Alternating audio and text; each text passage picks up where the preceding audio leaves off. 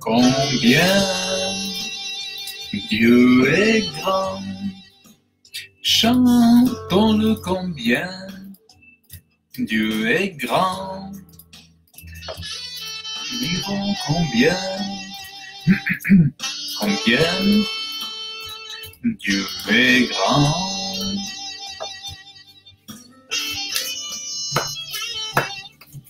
Un homme est tout puissant, digne de louange. Tous diront combien Dieu est grand.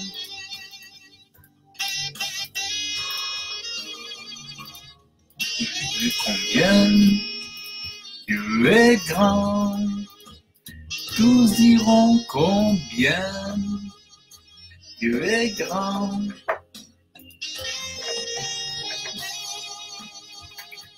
Combien Dieu est grand.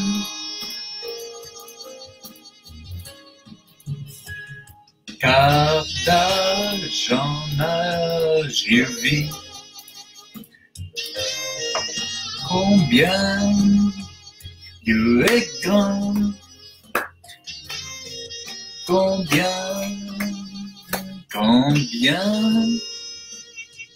Dieu est grand.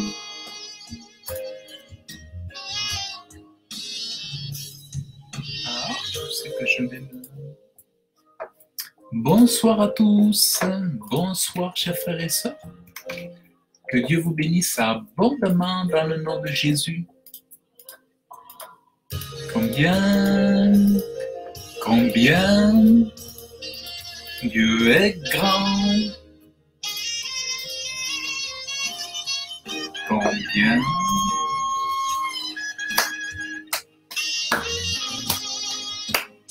nous dirons combien Dieu est grand. Tous verront combien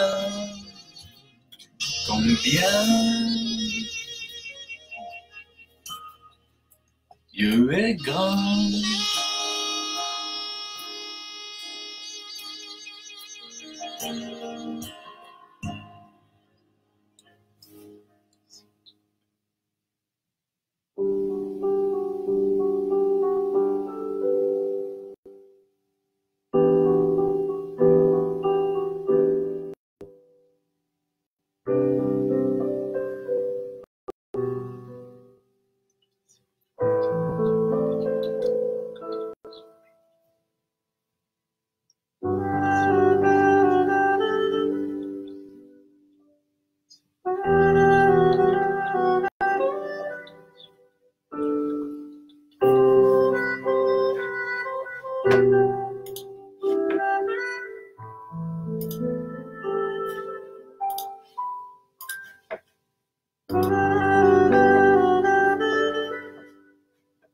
Bonsoir à tous, chers frères et sœurs, que Dieu vous bénisse abondamment dans le nom de Jésus. Alors, le sujet de ce soir, ça va être, dans quelques instants, la Bible serait-elle un médicament? Donc, voilà, j'ai lancé quelques invitations. Je vais peut-être en lancer encore quelques-unes. De toute façon, la vidéo va être enregistrée.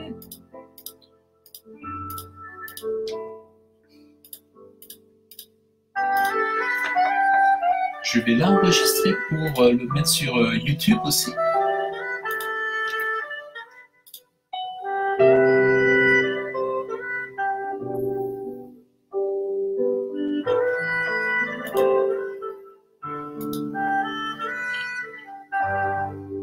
Voilà.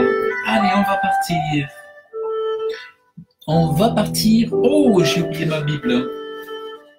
Ma Bible. Ah, mais elle est là. Oh, ma Bible est là. On va commencer. On va se lancer dans la merveilleuse parole de Dieu. Alléluia. Le trésor. Un livre qui a été caché des hommes pendant presque 12 siècles. Pendant l'Église catholique à l'époque avait tout fait pour éloigner la Bible donc des yeux des hommes, de la lecture des hommes, que les hommes ne puissent pas la lire. Mais la Bible aujourd'hui est disponible pour tout le monde et ça c'est vraiment extraordinaire.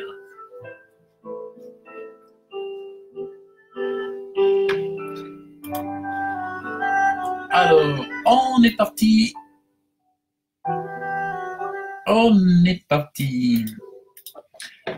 Alors, voilà, ben je lance l'enregistrement. Donc, ben voilà, je vous dis tous bonsoir, que Dieu vous bénisse pour ce direct sur Facebook. Et puis, voilà la vidéo qui est retransmise sur YouTube, sur la chaîne YouTube de Yehoram le prédicateur. Alors, pourquoi Yehoram? Parce qu'à une époque, Facebook m'a embêté. Ils ont plus voulu que je garde le nom de Serge le prédicateur. Alors, j'avais essayé avec Yehoram. Donc, ça avait marché pendant un moment, puis après, ils ont plus voulu, et il a fallu que je remette mon nom, Jérôme Laverny. Alors, mon prénom, c'est Serge Jérôme. C'est pour ça que de temps en temps, ben, c'est Serge ou Jérôme au choix. Donc, voilà. Donc, voilà, sur ma chaîne YouTube, c'est Yehoram le prédicateur. N'hésitez pas à vous abonner. J'ai énormément d'abonnés sur ma chaîne, puisque j'ai 27 abonnés.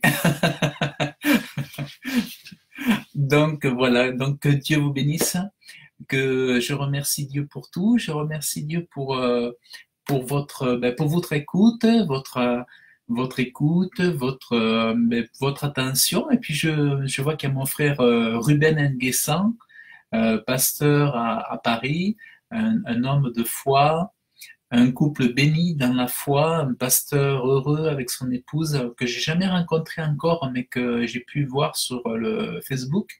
J'ai pu participer à quelques-uns de ses lives et c'est vraiment un prophète aussi et un homme de Dieu vraiment que Dieu utilise et c'est vraiment merveilleux.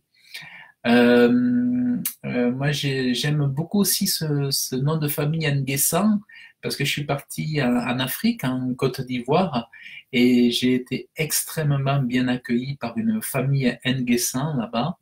Et donc, c'est vraiment un nom de famille aussi que j'ai énormément à cœur. Dieu le sait. Donc voilà, je vous bénis tous dans le nom de Jésus. Que Dieu vous bénisse abondamment. Et puis, bienvenue dans ce festin, donc dans ce repas, dans ce repas spirituel, puisque c'est vrai que Jésus dira l'homme ne se nourrit pas, n'a pas besoin de se nourrir uniquement de manger, mais l'homme il a besoin de se nourrir de ce qui vient de Dieu, de ce qu'il émane de Dieu, de ce dont Dieu est la source. En fait, on a besoin d'autre source qu'une source pour remplir notre estomac. Un homme a besoin de la source divine. C'est vrai que Dieu habite dans l'homme, mais quand l'homme est déconnecté de son créateur, bon, ben, c'est la catastrophe. C'est vraiment la pagaille. Et après, on se demande pourquoi c'est le bazar, pourquoi il y a des accidents, pourquoi il y a des morts, pourquoi il y a tant de méchanceté. Ben, tout simplement parce que déjà soi-même, il faut déjà être en paix avec Dieu et déjà se poser la question, ben, moi, qu'est-ce que je fais pour avoir l'ordre, la paix avec Dieu? Et peut-être que si tout le monde regardait un petit peu vers soi, ben, il comprenait pourquoi ça marche pas aussi ailleurs. Et si chacun se mettait en règle avec Dieu, ben on verrait bien qu'il n'y aurait plus tous ces problèmes, toutes ces choses qui paraissent incompréhensibles, mais alors qu'en fait, c'est tout simple, tout bêtement, c'est que ben, quand on ne choisit pas d'être en bon terme avec Dieu, dans une belle relation avec Dieu, eh bien, c'est le mal qui vient gagner du terrain. Et au lieu de te voir la guérison, la bonne santé, la joie, eh bien tout ça, ça laisse place à la tristesse, à la malédiction, aux souffrances, à l'alcoolisme, à la drogue et à l'échec. Et à l'échec. Et donc le sujet, donc, c'est la Bible serait-elle un médicament? Alors peut-être que tu connais la réponse. Je sais pas si tu connais la réponse. Je sais pas si tu veux me laisser dans les commentaires, hein, si tu veux me laisser dans les commentaires ce que tu en penses. Est-ce que la Bible est un médicament? Ça peut paraître farfelu pour certains de se dire, mais il est pas bien, mais il y a un médicament, on en trouve dans les pharmacies. On ne trouve pas des médicaments. Là, on n'a jamais vu un livre qui puisse être un médicament. Mais pourtant, je crois que les hommes pourraient être énormément surpris s'ils savaient qu'ils ont à leur disposition un livre justement qui fait office de médicament d'une façon qui doit même non seulement les surprendre, mais qui doit aussi les dépasser, puisque ben, effectivement, quand on s'en tient à ce que Dieu dit dans son livre, parce qu'il ne faut pas oublier que la Bible, l'auteur, ce ne sont pas ceux qui ont écrit sur le papier.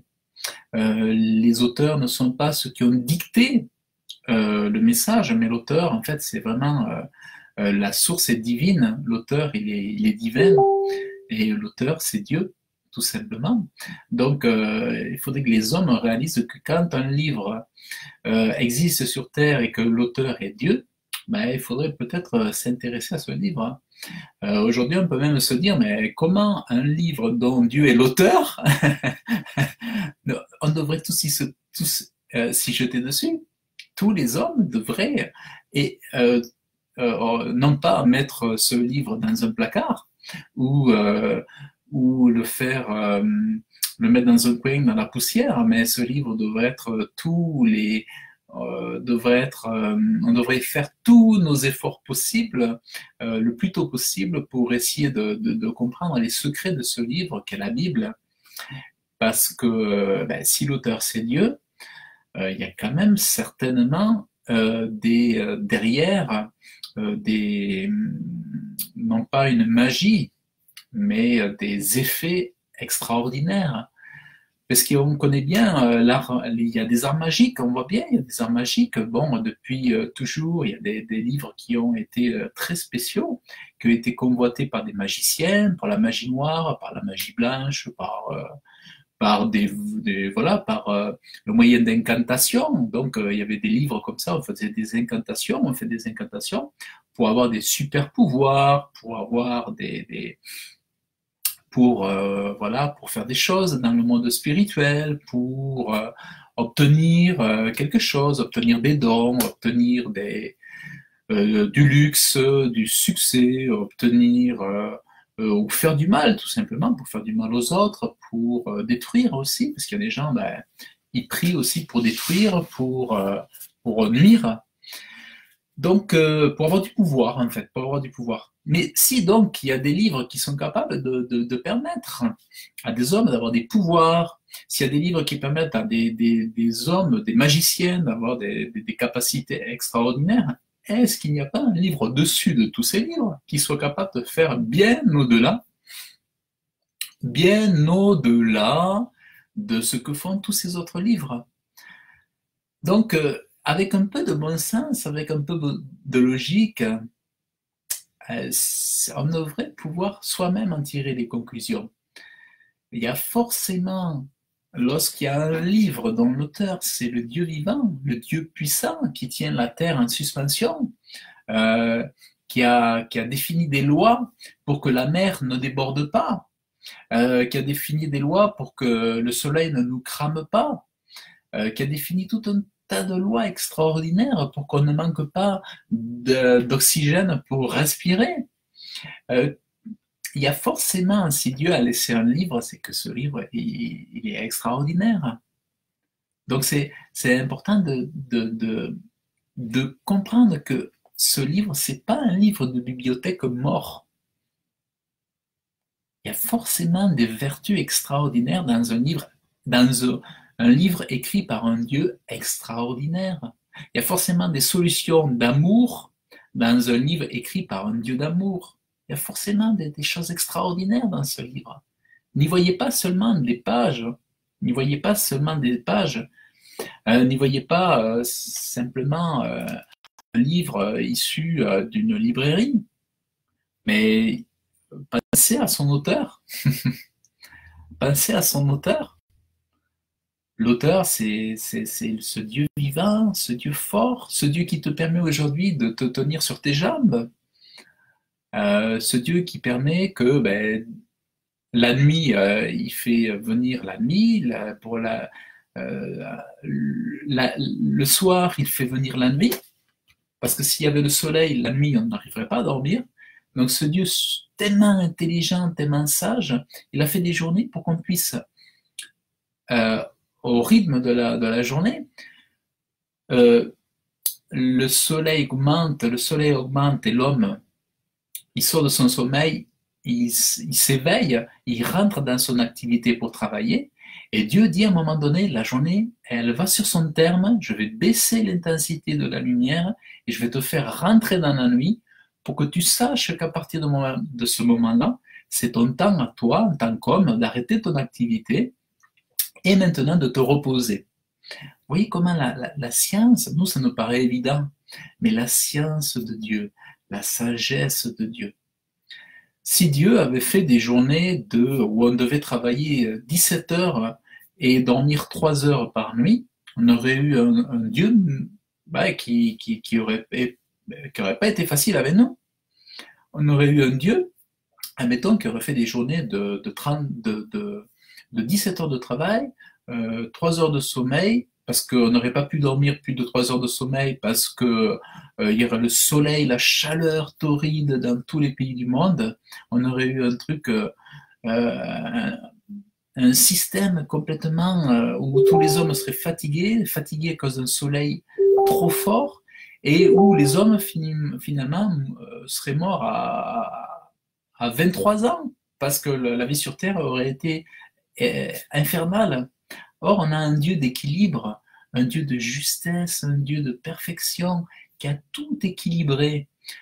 7 fois 3, 7 fois 3, 24 heures, c'est ça, 7 fois 3, 24, 7 heures ou 8 heures de sommeil, 7 heures de travail et 7 heures pour se reposer, pour faire autre chose. On a un Dieu de perfection. Et ce Dieu-là, en fait, euh, il a laissé un livre. Vous voyez, ça c'est justement l'introduction. Il a laissé un livre. C'est vraiment pour vous faire, même sans avoir à lire la Bible, pour vous faire comprendre que il y a forcément quelque chose de puissant à lire la parole de Dieu. On appelle la Bible, c'est la parole de Dieu.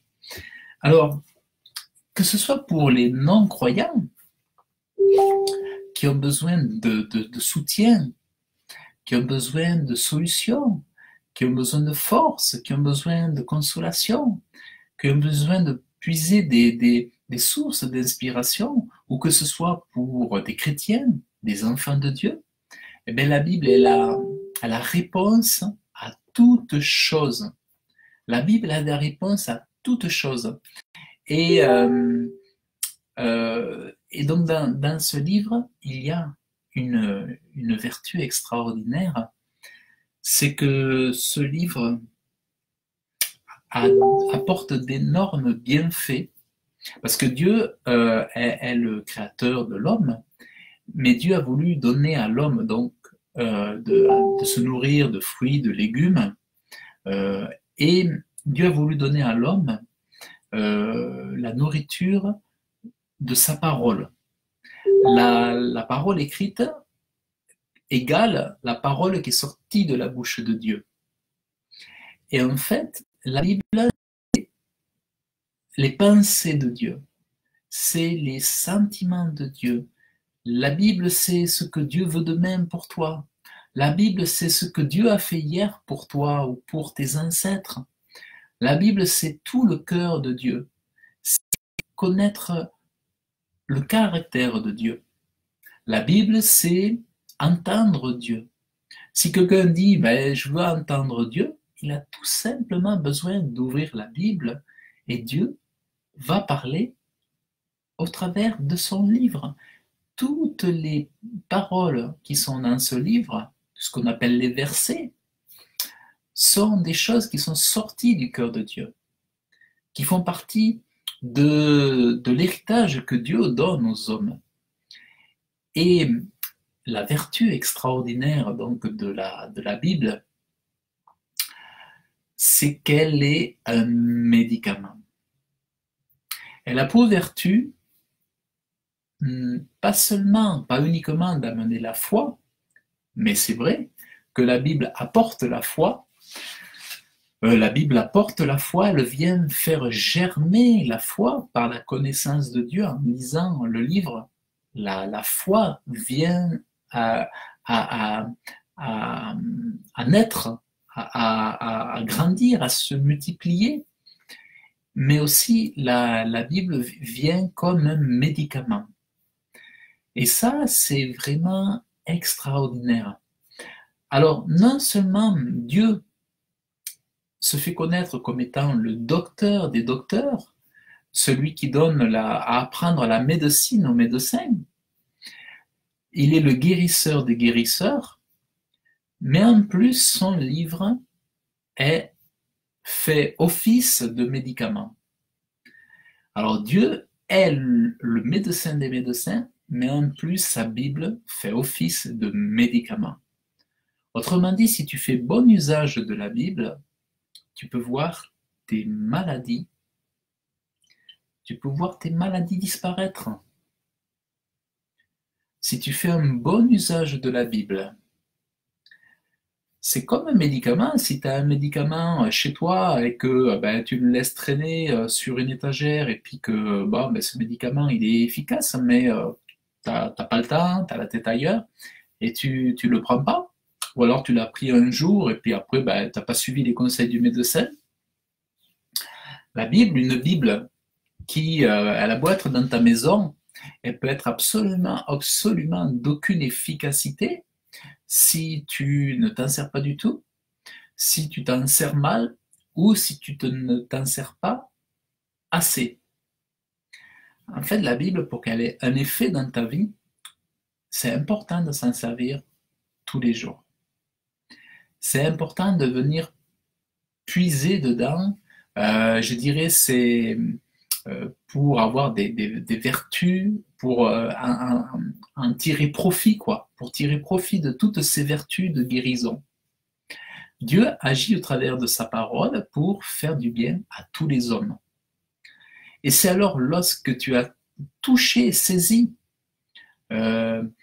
comment Dieu t'a fait du bien au travers de son livre, en le lisant, et c'est là que tu te dis, mais ce Dieu-là, il n'est pas si mauvais que je croyais, ce Dieu-là n'est pas si éloigné de ce que je pensais, ce Dieu-là je n'ai pas à le craindre finalement, j'ai pas besoin d'avoir peur de Dieu, finalement j'ai pas besoin de le mépriser, Parce que je me rends compte que il veut mon bien, il est là pour guérir, il est là pour que je vive heureux.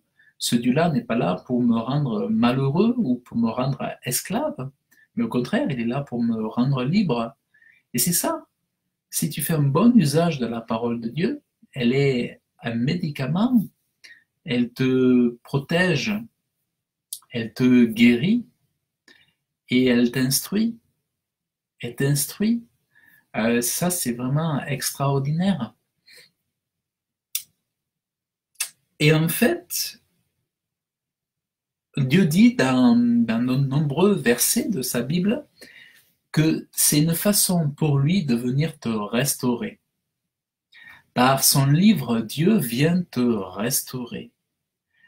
Tu as un corps qui est restauré par, tu vas manger, admettons, tu vas manger des tomates, tu vas manger des pommes de terre, des carottes, tu vas manger des haricots verts, des brocolis, tu vas restaurer ton corps, tu vas prendre des vitamines, tu vas prendre des forces. Mais il y a, pour celui qui lit la Bible, il y a dans la lecture de la Bible la vertu de restaurer, non pas cette fois-ci ton corps, mais de restaurer la partie invisible de toi, cette partie qui est invisible, mais je n'ai pas dit qu'elle n'était pas existante, je dis qu'elle est invisible. Elle est tout au plus, tout autant, même plus réelle, plus réelle même que ton corps. Parce que cette âme qui est restaurée par la lecture de la Bible, elle est même supérieure à ton corps. Dans l'ordre d'importance, la partie invisible de l'homme, ça peut paraître fou, mais la partie la plus importante de l'homme, c'est pas son corps, c'est la partie qui est pas visible. En réalité, l'homme, il est conçu de la partie visible, mais sur Terre, il y a un phénomène dans toute création, dans toute la création, il y a un phénomène, c'est que chaque chose visible a son penchant aussi dans l'invisible. Il y a la partie visible d'une chose et la partie invisible. Il y a même comme un effet miroir aussi au ciel, entre ce qui est sur Terre et entre ce qui est dans les cieux. Et il faut savoir que toi, en tant qu'homme, que visible, tu as une partie invisible de toi. Et dans cette partie invisible, il y a l'esprit et il y a ton âme. L'esprit, c'est ton conscient, ton inconscient, ton subconscient, et ton âme, c'est tes émotions, ton âme, tu as les émotions, tu as beaucoup de choses. Dans une âme aussi, il y a énormément de choses. Et c'est quelque chose d'extrêmement complexe, d'extrêmement riche. En fait, il faut savoir que la créature humaine que Dieu a créée, alors on n'est pas des robots, on n'est pas des intelligences artificielles, on est des êtres extraordinaires. Si tu vois l'homme en 3 dimensions, je dirais avec la dimension esprit, âme et corps, bon, et puis après, si tu vois dans chacune de ces dimensions toute la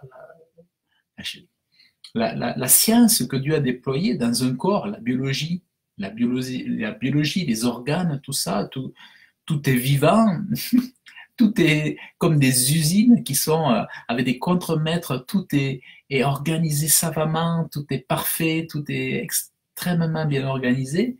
C'est comme des usines, chaque organe a ses usines, a ses ouvriers, a ses contremaîtres, a ses chefs à ses chefs, à ses managers, chaque organe a ses ouvriers, quoi. C'est tout autant d'usines dans un corps, d'éléments qui sont en train de travailler pour toi, pour que ce corps, tu as plein d'organes vivants en toi qui travaillent pour que ton corps se tienne en bonne santé. Et ça, c'est Dieu qui le fait. Et il y a même une chose que Dieu enseigne dans la Bible, c'est que tu peux parler à ton corps et tu peux dire des choses à ton corps, tu peux même commander des choses à ton corps. Et tout ça, c'est des choses que tu apprends dans la Bible. Et donc ça, c'est vraiment extraordinaire. Mais tu ne peux pas le savoir. Tu ne peux pas savoir que ton âme invisible a besoin de Dieu. Tu peux pas le savoir si tu lis pas son livre. Comment toi tu peux imaginer si on te l'a pas enseigné à l'école, si on te l'a pas enseigné au travail, si tes parents n'ont pas enseigné, si ton épouse ou ton époux ne l'a pas enseigné, comment peux-tu savoir que tu as une âme? Comment peux-tu savoir que tu as un esprit qu'il te faut aussi nourrir? L'esprit, tu vois, il a besoin d'être en connexion avec Dieu. Tu as besoin de connecter ton âme, ton esprit avec Dieu. Mais comment peux-tu le savoir si tu ne tombes pas sur un livre pour te l'enseigner? En fait, alors, il est écrit dans le psaume 19, verset 8, la loi de l'Éternel est parfaite. En fait, la loi de l'Éternel est parfaite, ça veut dire la Bible est parfaite. Quand Dieu parle de loi ou de parole ou de commandement, il parle tout simplement de sa Bible. La loi de l'Éternel est parfaite. Autrement dit, la Bible est parfaite, elle restaure l'âme. C'est exactement ce qu'on vient de voir. Et il donne de la sagesse. Un des bienfaits de la Bible, c'est de donner la sagesse. Autrement dit, non seulement tu te fais du bien, tu trouves ta guérison, ta restauration, mais en plus, Dieu te donne la sagesse. Comme si ce n'était pas suffisamment cadeau, comme si ce n'était pas suffisamment en bienfait, Dieu va ajouter en plus à te donner des suppléments, je dirais des bonus, il va t'apporter la sagesse. Et moi, ça, c'est ce que j'ai vécu. Moi, j'ai toujours aimé plus ou moins la morale, les choses vertueuses de loin, puisque j'étais loin d'être dans cette situation, mais j'étais toujours intéressé par la morale, les choses vertueuses, par la philosophie, la psychologie aussi. Je me rappelle, j'étais abonné à des magazines de psychologie. Ben, je les lisais jamais, mais ça montrait mon intérêt. Mais je ne les lisais pas, j'avais pas le temps, ou je prenais pas le temps de les lire. J'aimais la philosophie aussi quand j'étais jeune étudiant. J'ai lu pas mal de livres de philosophie. Et j'étais intéressé par ça, par l'étude du comportement, par l'étude des, des mœurs, voilà, du comportement humain. Tout ça, c'est intéressant. Et bon, je me pensais assez intelligent, bien que, non, pour moi, je me suis jamais cru assez intelligent, mais souvent, même, je me dévalorisais énormément. J'avais pas énormément confiance en moi. Mais quand j'ai découvert la Bible, eh bien, j'ai su que je rentrais en contact avec la sagesse, tout simplement parce que je sentais qu'elle m'était communiquée et qu'à ce moment-là, je pouvais comprendre des choses que je n'avais jamais pu comprendre avant ou même imaginer. Donc en fait, Dieu vient te donner ce que tu pourrais même pas imaginer, c'est il vient te donner de la sagesse et il vient te donner non pas une sagesse aussi bonne pour comprendre les choses qui lui appartiennent, c'est-à-dire pour que tu apprennes à le connaître, lui. Ça, c'est vraiment indispensable et ça, c'est un trésor. Parce que quand Dieu te donne une sagesse pour le comprendre, il dit que c'est le trésor le plus précieux. Mais Dieu te donne une sagesse aussi pour comprendre comment il a créé les choses. Et il te donne une sagesse pour comprendre aussi vraiment mieux l'homme, plus que les psychologues. Tu peux finir par comprendre avec la sagesse de Dieu les animaux mieux que tu peux comprendre les animaux mieux que certains observateurs des animaux. Tu peux comprendre l'homme mieux que certains psychologues ou neurologues.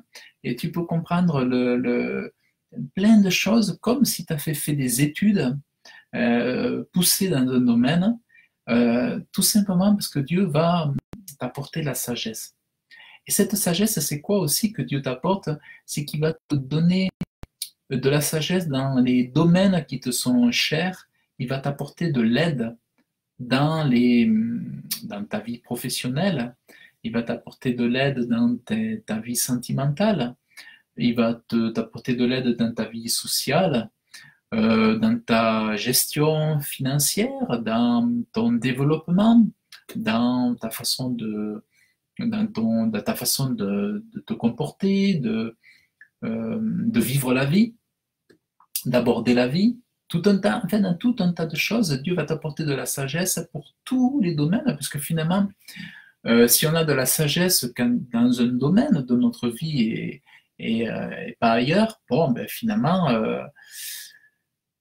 c'est bien, mais bon, il manque quelque chose. Mais alors que Dieu veut vraiment t'apporter, il est là pour t'apporter de la sagesse dans tous les domaines qui peuvent te toucher. Et ça, c'est quelque chose qui donne, lorsque tu rentres au contact de sa parole, de sa... non seulement Dieu vient te restaurer, et restaurer, c'est quoi? Ben, c'est guérir, rétablir, réparer. Une restauration, quand un système informatique il a besoin de restauration, c'est qu'il a besoin d'être à la fois mis à jour, d'enlever tout ce qui est dans tous les sens, dans tout le bazar, tout ce qui est défait, tout ce qui fonctionne plus, tout ça, ça a besoin de faire une restauration et de recompartimenter, resegmenter, il faut segmenter, il faut tout mettre à jour, tout mettre comme il faut à la bonne place, et après on repart tout neuf. Et ensuite Dieu dit que sa parole, ça réjouit ton cœur. En fait, la Bible a cette vertu de faire du bien à ton cœur. Le cœur, c'est la partie un peu, je dirais, de l'âme. Moi, je le vois, c'est dans les émotions, dans les sentiments, dans l'affectif, dans ce besoin d'être aimé. Dieu vient apporter de la chaleur à ton cœur. En fait, Dieu dit que les ordonnances de Dieu sont droites, elles réjouissent le cœur. Elles réjouissent ton cœur. Donc ça, c'est un point super important, c'est que quand tu lis la Bible, ça te réjouit le cœur. À côté, tu as ton cœur qui est lourd, qui est chargé par les soucis, par les tracas, par les devoirs, par les nécessités. Tu es chargé par le train-train quotidien, boulot, dodo, enfin, de faire tout un tas de choses, satisfaire aux exigences du travail, satisfaire aux besoins de la maison, voilà, toutes les priorités, tout ça. Mais Dieu, lui, vient t'apporter, dans un moment privilégié, au contact de sa Bible, Dieu vient t'apporter la réjouissance dans le cœur, chose d'une telle façon, enfin je dirais d'une telle façon que tu ne peux pas le trouver ailleurs. Tu ne peux pas trouver un tel état, une telle réjouissance, un tel soutien pour ton cœur. Tu ne peux pas recevoir autant de choses qui vont te faire du bien ailleurs ou de la même façon que ce que peut t'apporter la Bible. C'est indescriptible. C'est indescriptible. La Bible est incomparable. Au départ, ça ne va pas forcément être pour toi quelque chose de transcendant, mais si vraiment tu t'y tiens à la lire régulièrement, chaque jour, à y puiser des paroles, à la lire à voix haute, tu vas voir que cette Bible est un médicament pour toi. Ça va restaurer ton être intérieur, ton être spirituel. L'homme n'est pas, comme je te disais, n'est pas seulement la partie visible, la partie matérielle. L'homme est fait aussi de l'invisible. L'invisible, c'est quoi? C'est la partie spirituelle. La partie spirituelle. Pourquoi tant de gens souffrent? Parce que leur partie spirituelle est morte. Elle n'est pas nourrie. Elle n'est pas restaurée. Elle n'est pas réparée. Elle n'est pas guérie. Donc l'homme, il marche avec juste, c'est comme s'il marchait avec une seule jambe. Et il n'a pas de force, il est hyper limité. Même s'il a des réussites, j'en conviens, l'homme a des capacités extraordinaires, il peut réussir. Mais même un Steve Jobs sans cet homme, il y a des hommes comme ça qui ont réussi, mais qui n'avaient pas Dieu, qui n'avaient pas cette partie spirituelle, qui n'avaient pas nourri cette partie spirituelle, cet homme invisible en eux. Ben aujourd'hui, ils sont où?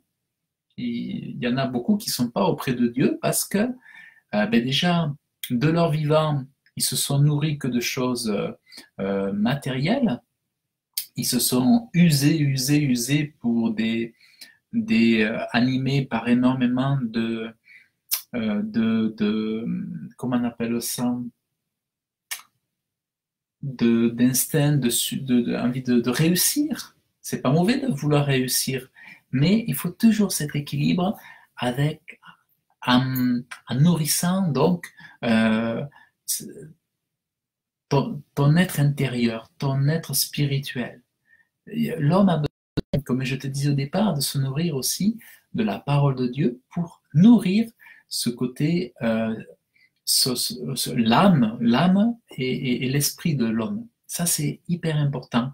Moi, j'ai passé des années à nourrir mon corps, à courir, à entretenir mon corps. Je faisais du sport, je faisais de la musculation, j'allais courir, tout ça. Je faisais beaucoup d'entretien, mais je ne nourrissais pas mon âme, je ne nourrissais pas mon esprit. Et je lisais des bêtises de France Loisirs. Je lisais beaucoup, j'ai toujours aimé lire, enfin, ouais, j'ai beaucoup aimé lire, mais je lisais des choses qui ne me nourrissaient pas convenablement. Pourtant, j'avais la Bible, mais la Bible, je ne l'ouvrais pas. Je ne me servais pas du médicament. Elle prenait la poussière, elle était dans un coin, elle prenait la poussière, et je ne savais pas que j'avais un médicament dans ma maison pour nourrir mon être intérieur, pour nourrir mon être spirituel, et pour me donner la sagesse, m'ouvrir les yeux sur l'amour de Dieu.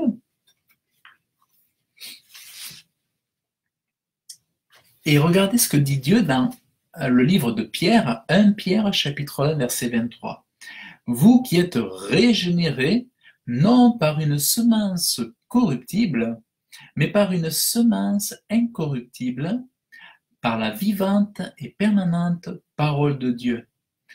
En fait, la Bible, quand tu la lis, quand tu la manges avec ton cœur, que tu la consommes, elle est une semence. Et toute semence fait quoi?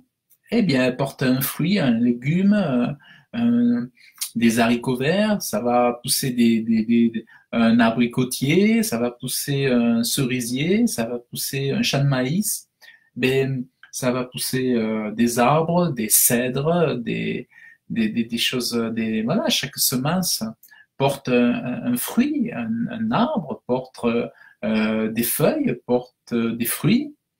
Ben, si la Bible est une semence, elle porte forcément des choses en toi. Dieu dit que son livre est une semence incorruptible, c'est-à-dire que c'est une puissance surhumaine. C'est-à-dire Dieu vient apporter en toi quelque chose que extérieurement personne d'humain, personne de terrien ne peut détruire en toi. En fait, tu goûtes à une semence et qui vient germer en toi spirituellement. En fait, tu es en train de nourrir, donc, tu es en train de te nourrir pour comment dire, faire pousser en toi donc des choses qui sont divines. Tu es en train de faire pousser en toi ce qui est de Dieu, quoi. Donc, plus tu manges la Bible, plus tu fais nourrir en toi des choses qui appartiennent à Dieu, des nourritures célestes. Tu viens mettre en toi, dans ce jardin intérieur, des choses extraordinaires. Et comment veux-tu ne pas être transformé lorsque tu reçois des semences qui sont divines? Tu viens déposer en toi des semences divines. Tu ne peux pas rester le même. Tu ne peux pas rester pareil. Tu vois, un homme qui se nourrit de semences divines, une semence incorruptible, c'est une semence éternelle. Une semence corruptible, c'est une semence d'un moment, une semence d'homme qui va durer, je sais pas, 3 jours, 4 jours, 7 jours, peut-être un an, mais une semence divine, c'est une semence éternelle. Tu reçois des choses qui sont éternelles, que tu viens mettre en toi volontairement lorsque tu lis la Bible de façon euh, voilà, bien, comment dire, bien consciente. Tu vois, quand tu es bien conscient que tu es en train de faire affaire avec Dieu, avec la pensée de Dieu, avec le créateur du ciel et de la terre. C'est pas un livre, un livre ordinaire qui sort d'une imprimerie ou d'une librairie. C'est le livre de Dieu. Donc, tu vois, le médicament, tu peux pas imaginer en quel point le médicament, il est de multiples facettes. Le médicament, la Bible, c'est un médicament, c'est pas seulement un médicament, c'est un médicament de multiples facettes. Ça, c'est extraordinaire.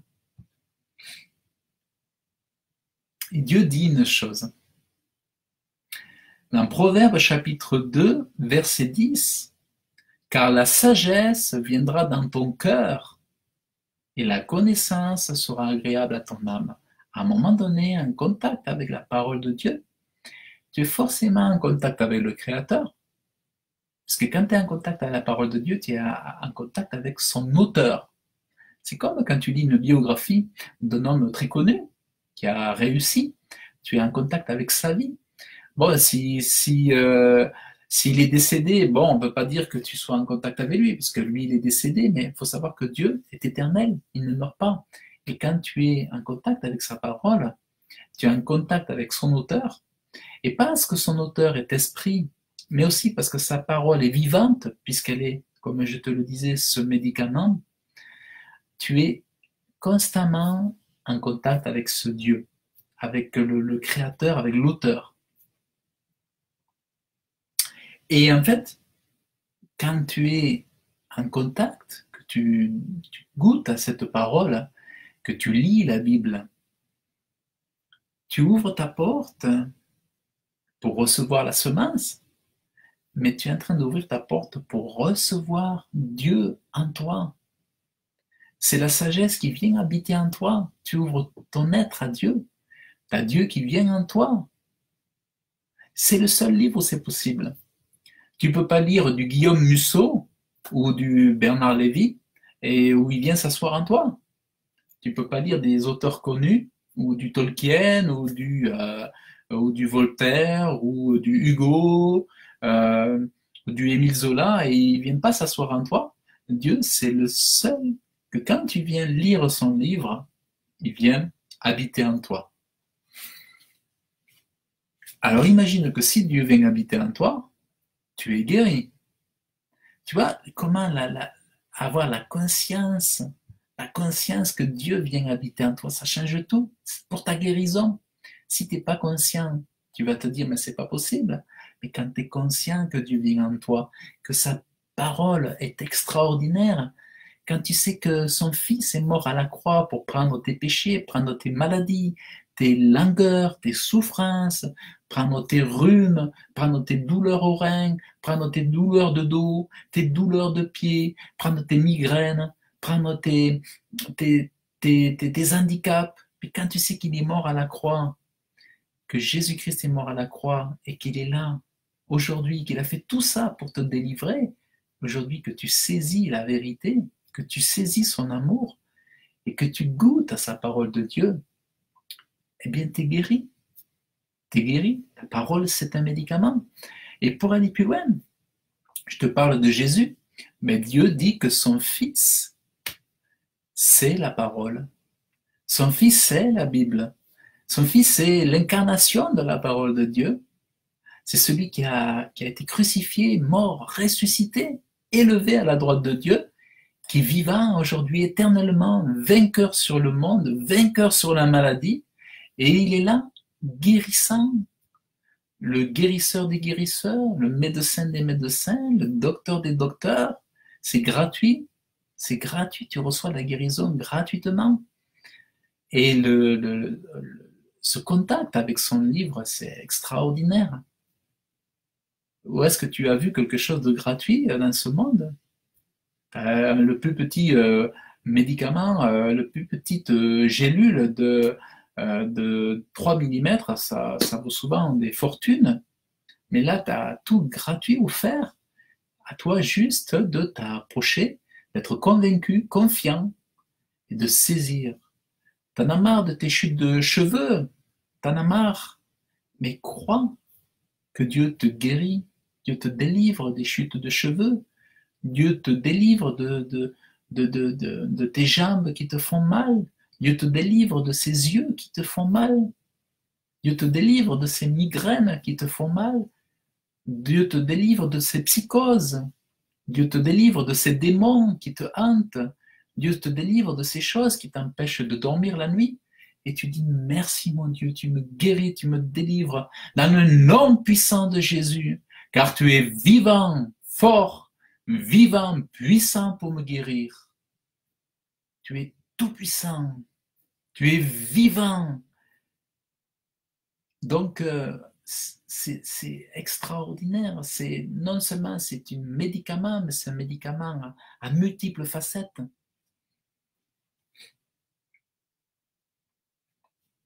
Et en fait, la Bible vient donner une nouvelle naissance, une renaissance à ton être tout entier.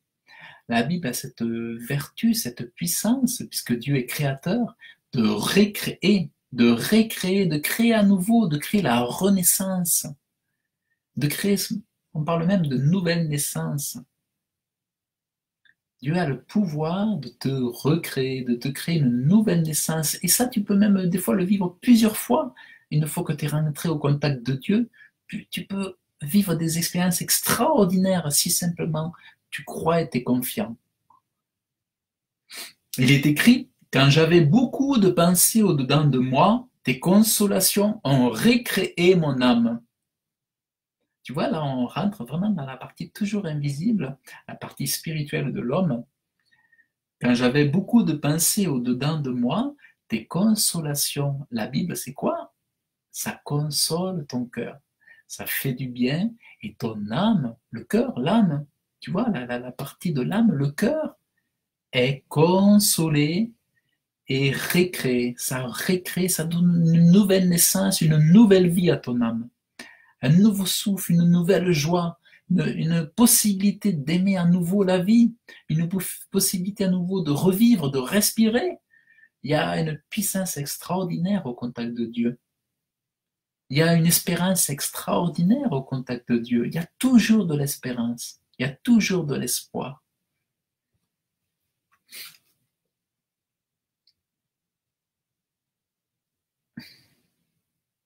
Et Dieu dit, pour amplifier l'importance, la nécessité, la qualité, la valeur de la parole de Dieu, il dit que la parole de Christ, c'est la Bible, la parole, la Bible, la lecture de la Bible, habite en vous avec sa richesse.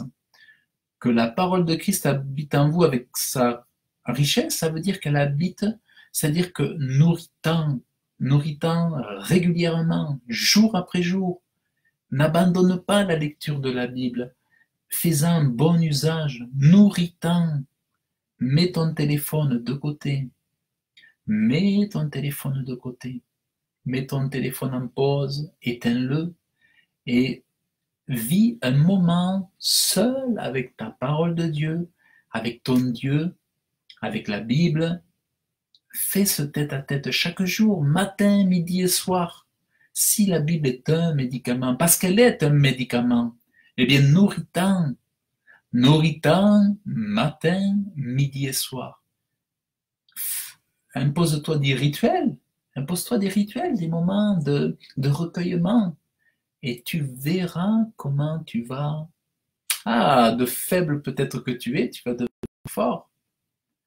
Tu vas voir que là aussi, c'est un bien extrêmement précieux. Donc voilà, je dirais la conclusion, c'est oui, la Bible est un médicament largement, un médicament, je dirais même, tu vois, à multiples facettes. Donc ça, c'est vraiment extraordinaire. Donc, alors là, tu peux avoir des Bibles noires, des Bibles en couleur, il y en a pour tous les goûts. Et en plus, elle est copieuse parce qu'il y a beaucoup de pages. Il y a vraiment beaucoup, beaucoup de quoi faire. Moi, j'avais commencé avec les proverbes. Avant de me convertir, les proverbes me touchaient. Au début, je commençais à lire les proverbes, après j'ai commencé à m'orienter vers les évangiles. Et là, j'ai découvert la personne de Jésus au travers des évangiles. J'ai découvert cette sagesse. Moi, je suis pas allé lire Bouddha.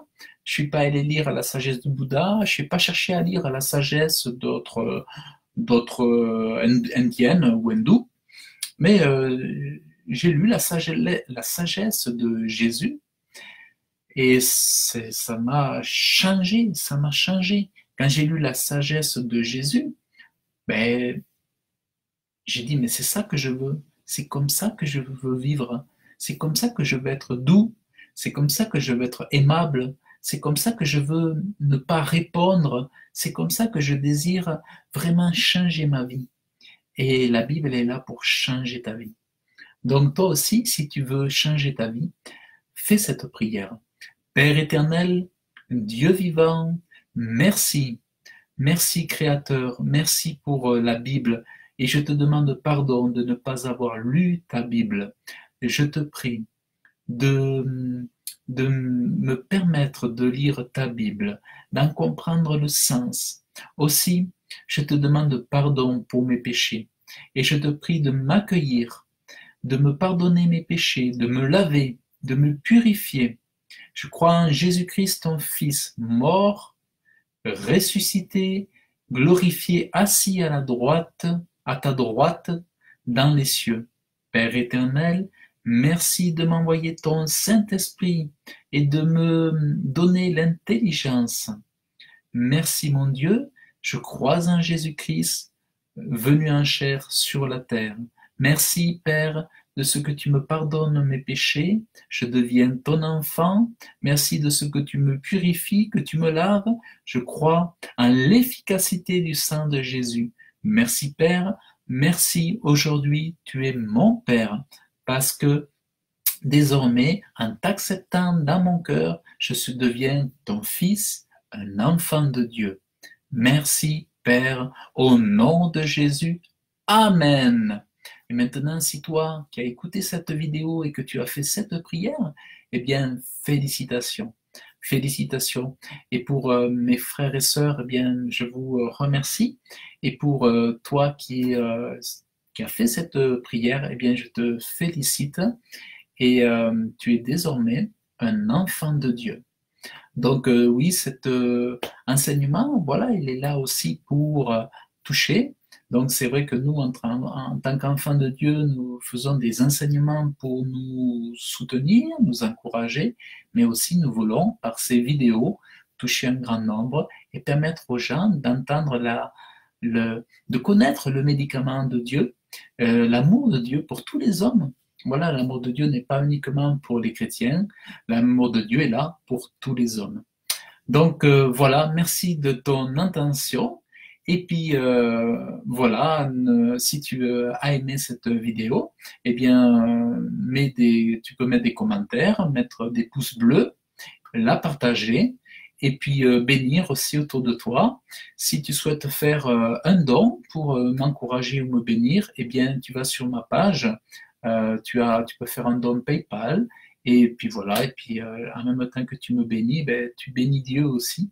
Voilà, donc n'hésite pas et que Dieu te bénisse abondamment dans le nom de Jésus. Merci à tous, que Dieu vous bénisse abondamment. À bientôt. Alléluia.